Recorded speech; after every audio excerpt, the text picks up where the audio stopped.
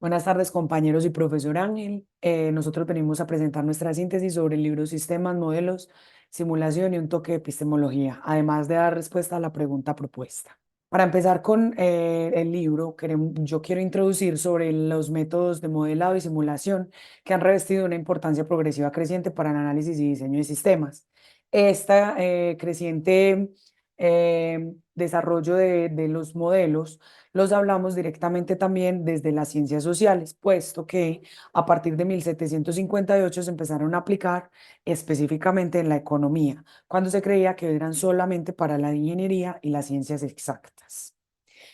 En el texto destacan la importancia del modelado y la simulación en la investigación científica, pero para esto aborda definiciones claves como sistema, experimento, modelo y simulación, de los cuales hablaremos un poco más a fondo. Lo dividiremos en tres.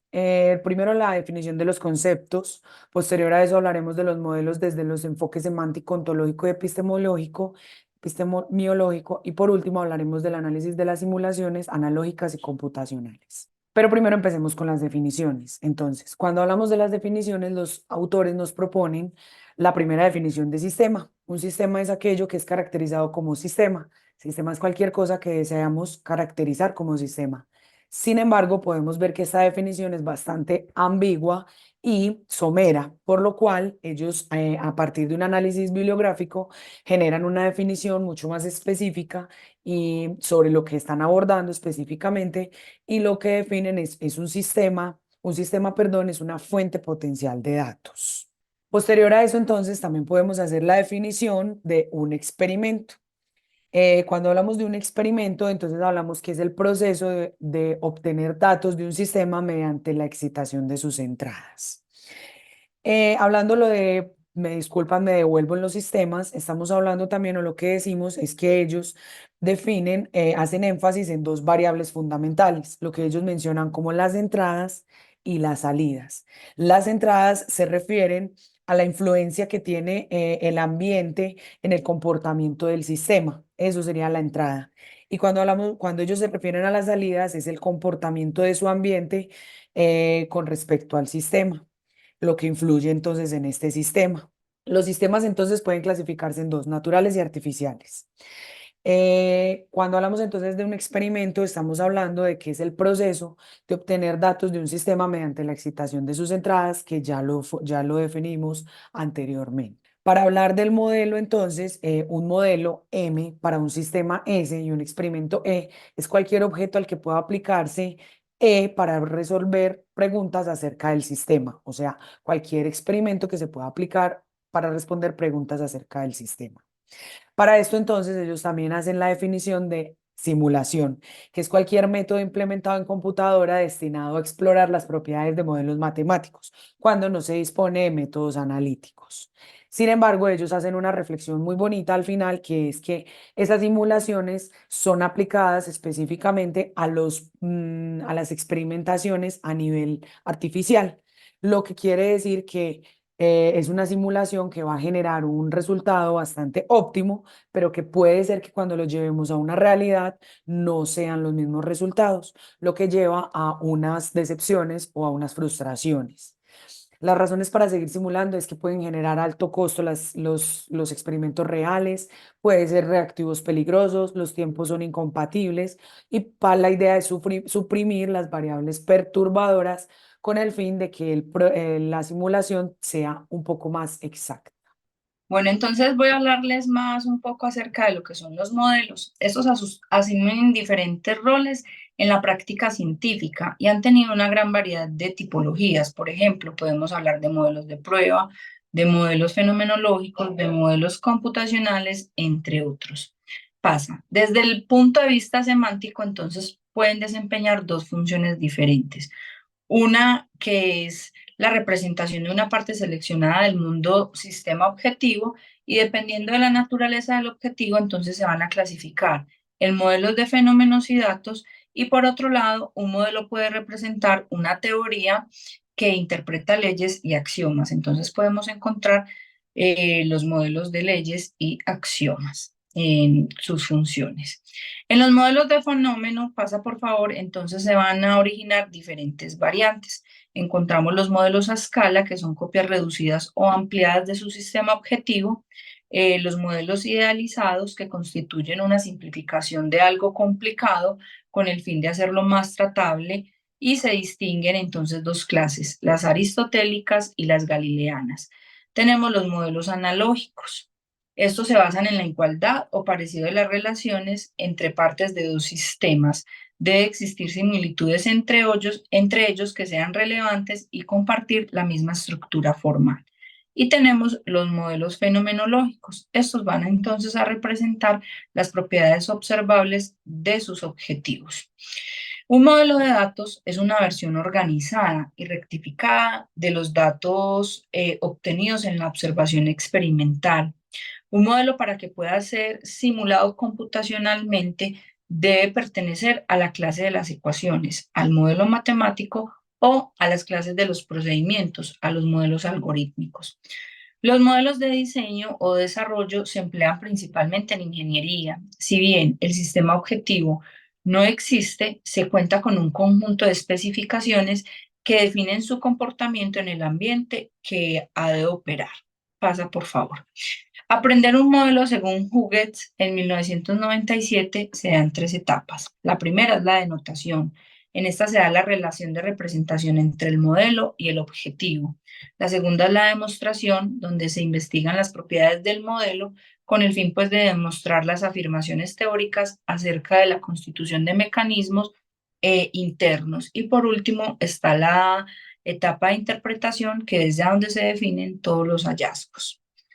Eh, Pasa, por favor. Los modelos de sistemas complejos se van a ver afectados por tres fuentes de incertidumbre que afectan a sus resultados y a las predicciones basadas en los mismos. Vamos entonces a encontrar una incertidumbre de tipo estructural, es generada por el conjunto de suposiciones auxiliares, aproximaciones.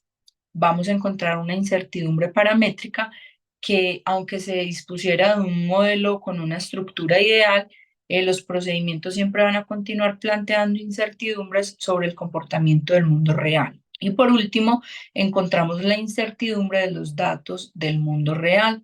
Estos afectan en definitiva la calibración del modelo.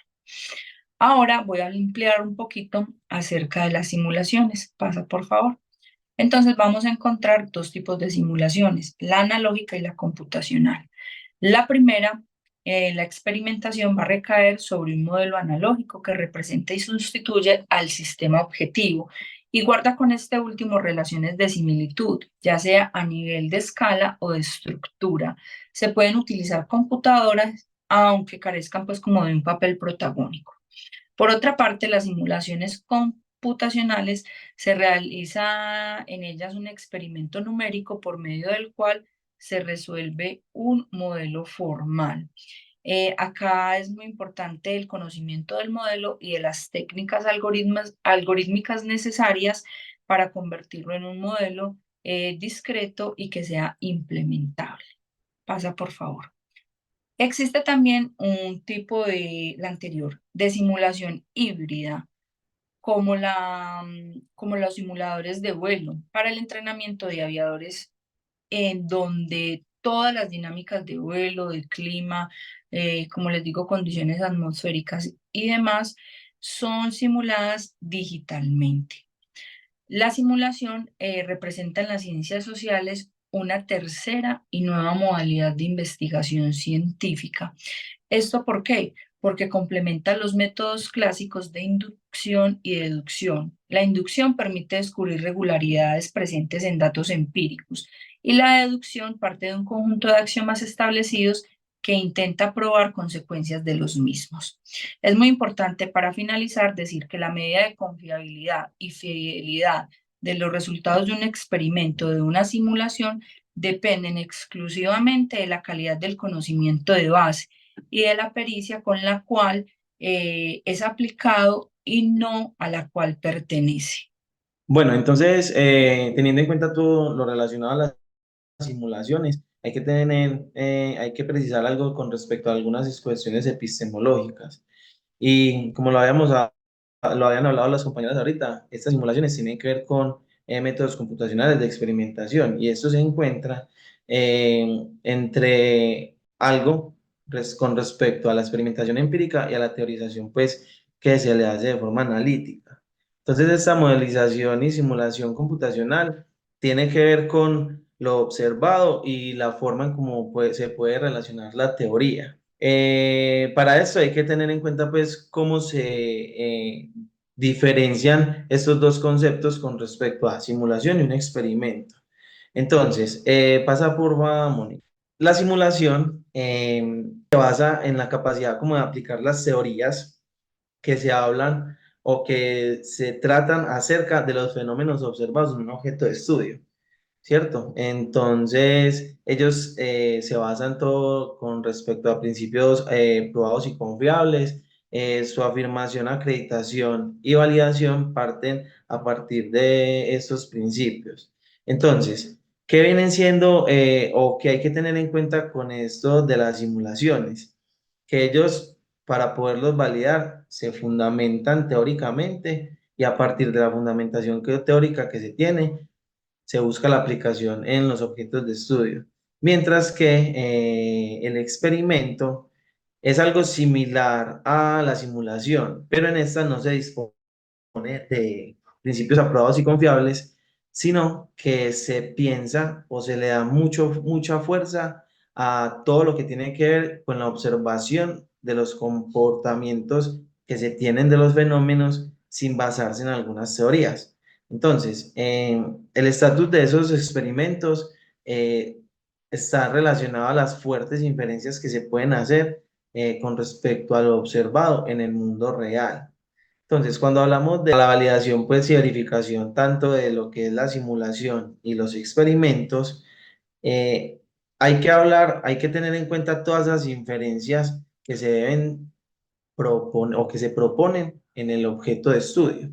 Entonces, para eso hay que tener en cuenta varios ámbitos, varios paradigmas con respecto a, pásalo, Mónica, por favor, con respecto a la teoría, la intuición, las aproximaciones e idealizaciones que se pueden hacer, las ficciones o informaciones auxiliares, la experiencia y el ensayo y el error. Entonces, como estas simulaciones deben tener en cuenta para validarlas y verificarlas, estos procesos de validación tratan acerca de la representación correcta que se hace del sistema por medio de ecuaciones. La verificación es todos aquellos procedimientos o procesos que se utilizan para establecer que los resultados numéricos y las conclusiones obtenidas son correctos frente a esa solución de las ecuaciones del modelo original.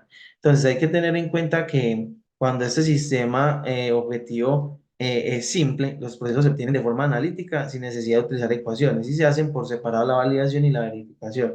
Mientras que cuando son sistemas objetivos complejos, hay que tener en cuenta que no es posible encontrar su solución no es posible encontrar su solución rápida a partir de estas ecuaciones del modelo, ¿cierto? Con respecto a la capacidad de cómputo y al tiempo de cálculo. Entonces, pásalo, Mónica, por favor. Para todo esto, cuando hablamos de simulación, tenemos que pensar también en cómo se relaciona con la sociedad. Para ello se busca, pues, como la participación crítica y creativa en los procesos de producción de conocimiento, que esté relacionado a todo lo de la ciencia, la tecnología y la sociedad, y en lo que se enfocan o lo llaman las CTS. ¿Qué son las CTS? Son estudios que tratan de indagar y comprender los aspectos sociales del fenómeno científico y tecnológico en una sociedad para mirar qué influencia tiene en ella y en el medio ambiente. Entonces, su enfoque es de índole interdisciplinar, ¿cierto? En donde concurren muchas disciplinas, tanto en los ámbitos sociales, lo académico, lo filosófico, la historia, lo tecnológico, ¿cierto? Y muchos ámbitos del contexto que permiten que se desarrollen ellos, con el objetivo de promover la comprensión general de la ciencia y en donde se muestra esta como una actividad humana de tal forma que haga parte de la cultura en sociedades democráticas modernas. Y su enfoque hacia la ciudadanía es estimular a los jóvenes con la vocación por el estudio de la ciencia y la tecnología, ¿cierto? De tal forma que se busque desarrollar el pensamiento y el sentido crítico, desarrollar y consolidar actitudes y prácticas democráticas, y todo esto relacionado a la innovación tecnológica y a la intervención ambiental. Entonces, en el documento también se habla acerca de varios ejemplos de cómo se puede establecer eso en la sociedad. Bueno, y lo pasas por va. Entonces, uno de ellos está relacionado a la simulación y la educación, que es donde las instituciones educativas ayudan a promover las aulas como laboratorios de participación social, ¿cierto? Con la intención de promover esos espacios de simulación en procesos de evaluación social y contextualizada. Las políticas tarifarias, ¿cierto? Que se tratan o se habla con respecto a simulaciones donde se logre establecer como esos precios en los diferentes ámbitos de la sociedad, más que todo en lo residencial y en lo empresarial, para que esos costos o precios sean equitativos.